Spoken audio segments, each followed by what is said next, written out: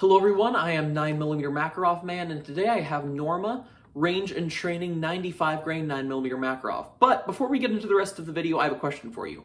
Are you okay with having the occasional modern production ammo, or do you prefer more of the military surplus content? Do you prefer that I stay away from the more modern things? Personally, I like mostly doing milsurp content. However, occasionally I find a modern production ammo that I think is interesting or that I don't see many other videos about on YouTube, and so I want to give those a try and show them to you since I don't see any other videos on them. Let me know what you think in the comments below, but for now, let's get into it.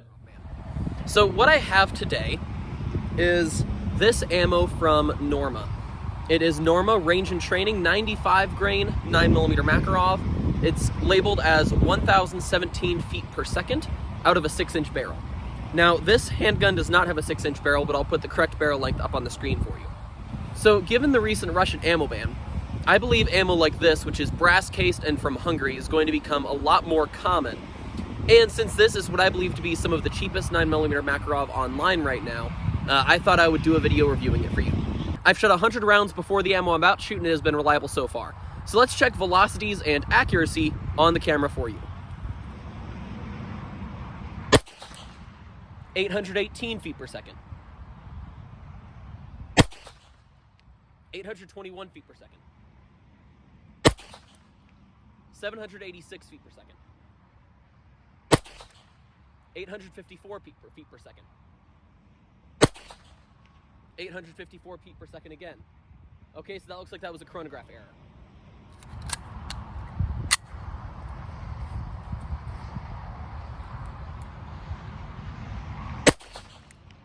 778 feet per second. 756 feet per second. 882 feet per second. And another error. 830 feet per second. 821 feet per second.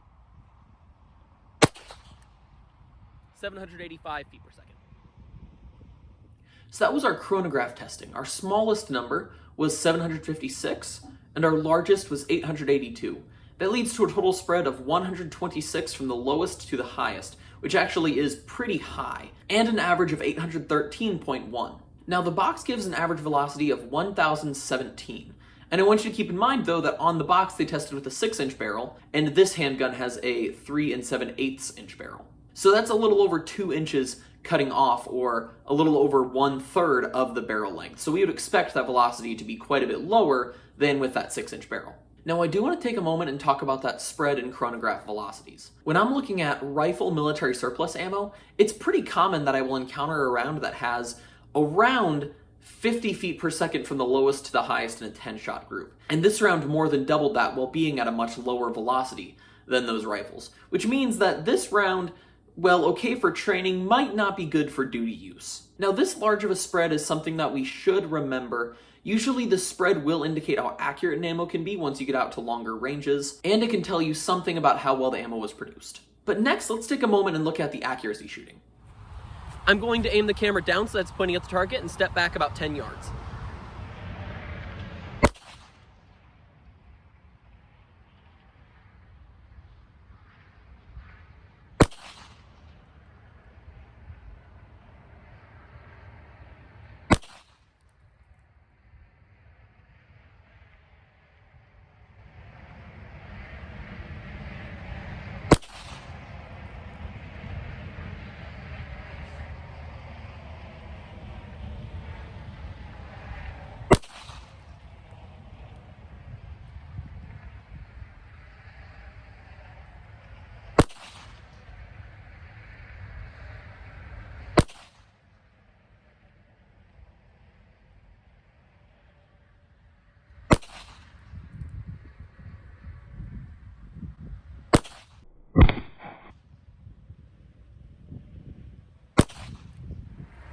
So I'm counting 9 holes, 1, 2, 3, 4, 5, 6, 7, 8, and 9.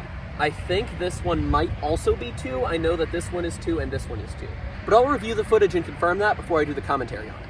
So perhaps you caught it, but all 10 rounds did hit in that target. Sadly, I threw away this target before I took an actual measurement of the 2 smallest bullet points, but you can see that all of these rounds impacted within about a 3-inch square. You'll also notice that I pulled it to the right a little bit. I think that was just me. I'm still getting used to this particular handgun. So if you took out the human factor, this ammo actually appears to be pretty accurate, or at least good enough for most range and training type purposes, which is what this ammo is designed for. So with that, let's talk about my personal preferences relating to this ammo. Personally, when I'm picking out a range and training ammo, I'm focusing on 2 or 3 big things.